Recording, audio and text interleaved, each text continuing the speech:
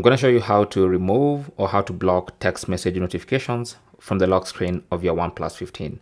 Now, if you don't want to block all notifications from the lock screen, you just want to block your message notifications, you can go to settings and then go to notifications and quick settings, tap on that, and then go to lock screen.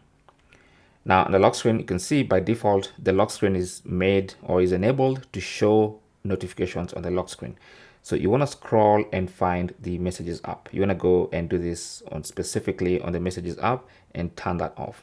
You can also do that for some other messaging apps like WhatsApp, third-party apps like Instagram and whatnot. I'm going to go and find WhatsApp, for instance. It's actually not here in this list. So basically, for messages, that's how you disable notifications on from the lock screen. So now you'll get all other notifications on the lock screen except the messages app. Thanks for watching and good luck.